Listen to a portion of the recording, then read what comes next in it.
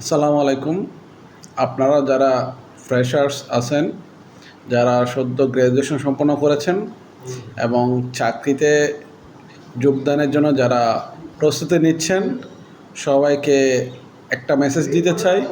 মেসেজটা হচ্ছে, আপনি যে প্রতিষ্ঠানে সিভি ড্রপ করবেন সেই প্রতিষ্ঠানের ব্যাকগ্রাউন্ড স্টাডিটা করা অতীব জরুরি।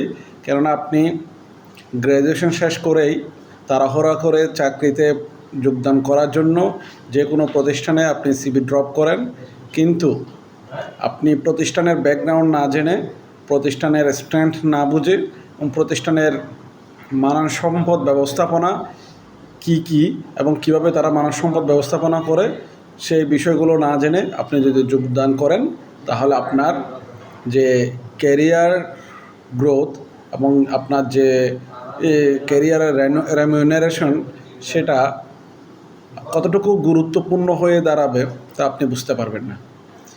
যখনই আপনি কোম্পানির ব্যাকগ্রাউন্ড স্টাডি না করে সেই প্রতিষ্ঠানে জয়েন করবেন, তখন আপনাকে নানা রকম জটিলতার সম্মুখীন হতে হবে।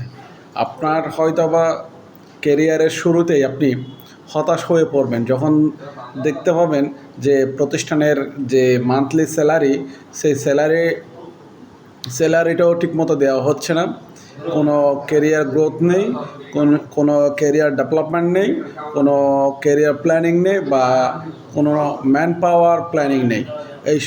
এইরকম একটি প্রতিষ্ঠানে যদি আপনি যোগদান করেন, তাহলে আপনার ক্যারিয়ার শুরুতেই ক্যারিয়ার যে গ্রোথ, ক্যারিয়ার যে প্ল্যান, সেই প্ল্যানটা শুরুতেই শেষ হয়ে যাবে। সুতরাং আপনি যে প্রতিষ্ঠানে জয়েন করেন না কেন, আগে ওই প্রতিষ্ঠানে ব্যাকগ্রাউন্ড স্টাডি করেই তারপর ওই প্রতিষ্ঠানে জয়েন করবেন। ধন্যবাদ সকলকে।